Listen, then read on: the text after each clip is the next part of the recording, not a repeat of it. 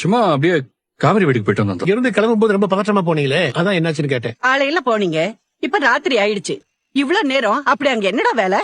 என்ன பாட்டி, நாங்க என்ன சின்ன பசங்களா இப்படி நிக்க வச்சு கேள்வி கேட்டுட்டு இருக்கீங்க? விஜய், எங்கிட்ட எதுக்குப்பா மறைக்கிற? நான் என்ன தாத்தா மறைச்சேன்? நான் வேற விஷயம் கேள்விப்பட்டேன். என்ன விஷயம் கேள்விப்பட்டீங்க?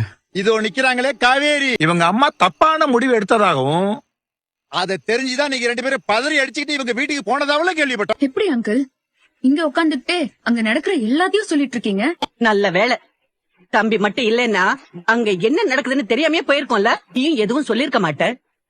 பாவம், உன்னால எங்க பேரன் கஷ்டப்படுறது எங்களுக்கு தெரியாமலே இருந்திருக்கும். விஜய், என்னது இதெல்லாம்? ஒவ்வொரு நாளும் இவ வீட்ல இருந்து ஏதோ பரபரப்பான நியூஸ் வந்துகிட்டே இருக்குப்பா. நாளைக்கு விடிஞ்சா இவ வீட்ல என்ன நடக்கும்னு பயமா இருக்கு விஜய். இவ வீட்டு பிரச்சனை எல்லாம் தீரவே தீராது. விஜய், இதெல்லாம் ஒரு விஷயமா உங்ககிட்ட சொல்லி உங்களை கஷ்டப்படுத்த வேணாம்னு தான் சொல்ல பாட்டி. அப்படிங்க இவ மாசமா இருக்காங்கிற நினைப்பே இல்லாம இவளை கூட்டிட்டு அங்கே இங்கே சுத்திக்கிட்டு இருக்கியே. இவன் ஹெல்த்தை பத்தி கவலைப்படாம 24 மணி நேரமா அவ குடும்ப பிரச்சனை தான் பார்த்துக்கிட்டு இருக்கா.